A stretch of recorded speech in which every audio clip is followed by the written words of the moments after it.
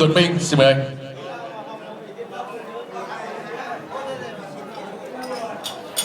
Tổng dương hàng xong ca bài nhỉ?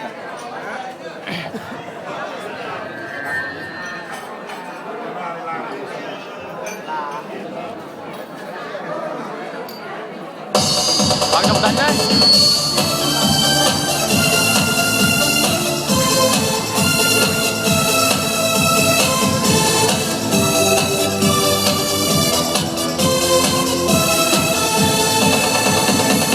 Em ơi vút lên một tiếng đàn, kìa đàn đã so dày, cung đàn đã lửa phía mơ.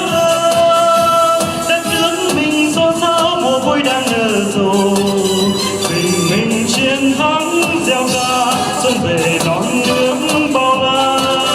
Mầm sống ta ươm giữa đời, tay em vững ngọn đèn, em che ngọn gió, anh nâng mầm chồi, em chút nắng vàng. Đường vui này bước thanh thang, tâm hồn lộng gió em ơi, xây đẹp mộng ước tương lai. Em ơi vút lên một tiếng đàn, đường vui này bước thanh thang, tâm hồn lộng gió em ơi, xây đẹp mộng ước tương lai. Em ơi vút lên một tiếng đàn, em ơi vút lên một tiếng đàn, kìa đàn đã so dày, cung đàn đã lửa phía mơ. Đất nước mình xôn xao mùa vui đang nở rộ, bình minh chiến thắng gieo ca xuân về non nước bao la. Mầm sống ta ươm giữa đời, tay vững ngọn đèn, em che ngọn gió, anh nâng mầm chồi, em trốn nắng vàng.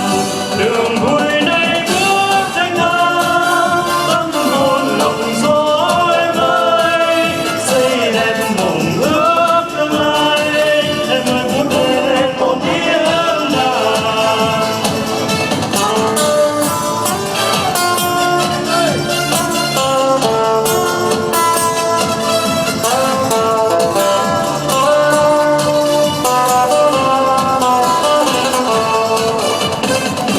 Em ơi vút lên một tiếng đàn, kìa đàn đã so dày, cung đàn đã lửa phía mơ. Đất nước mình xôn xao mùa vui đang nở rộ, bình minh chiến thắng gieo ca xuân về non nước bao la. Mầm sống ta ươm giữa đời, tay em vững ngọn đèn, em che ngọn gió, anh nâng mầm chồi, em trốn nắng vàng. Đường vui này bước thanh thang, tâm hồn lộng gió em ơi, xây đẹp mộng ước tương lai. Em ơi vút lên một tiếng đàn, đường vui này bước thanh thang, tâm hồn lộng gió em ơi, xây đẹp mộng ước tương lai. Em ơi vút lên một tiếng đàn, đường vui này bước thanh thang, tâm hồn lộng gió em ơi, xây đẹp mộng ước tương lai. Em ơi vút lên một tiếng